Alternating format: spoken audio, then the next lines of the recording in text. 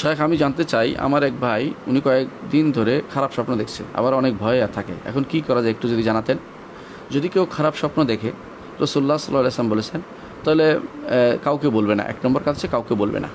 দ্বিতীয় কাজ হচ্ছে তিনি পাশ ফিরে শুবে, যদি আবার দেখে পাশ ফিরে শুবে, এই যেন যেন না দেখে। 3 নম্বর হচ্ছে যদি কোনো খারাপ বেশি লাগে উঠে অজু করে 2 রাকাত নামাজ পড়বে, 2 রাকাত নামাজ পড়বে এবং আল্লাহর কাছে ক্ষমা চাইবে, ইস্তেআযা করবে, আল্লাহর কাছে আশ্রয় চাইবে, সে যেন আর এটা না দেখে। আর এরপরে চেষ্টা করবে যেন অজু অবস্থায় শুইতে, আর যেন যেন এই জন্য আল্লাহর কাছে একান্তভাবে কান্নাকাটি করে আশ্রয় চায়, আল্লাহ যেন তাকে এর থেকে মুক্তি দান করে।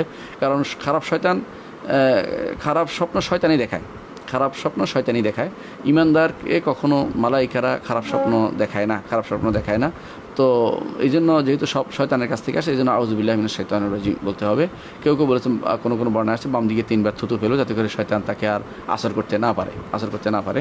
শয়তানকে অপমান করা দরকার, এই জন্য আউযুবিল্লাহি মিনাশ শাইতানির রাজিম বলবে এবং সে কুল, ফালাক, নাস এগুলি পড়বে শোয়ার সময় আয়াতুল কুরসি পড়বে, যাতে করে খারাপ স্বপ্নগুলি না দেখে। আর কাউকে বলবে না, কী দেখেছে কিছুই বলবে না। আল্লাহর কাছে শুধুমাত্র একান্তভাবে আশ্রয় চাইবে, আল্লাহ যেন তাকে এই বিপদ থেকে উদ্ধার করেন। এটা হচ্ছে খারাপ স্বপ্ন থেকে বাঁচার পথ। আশা করি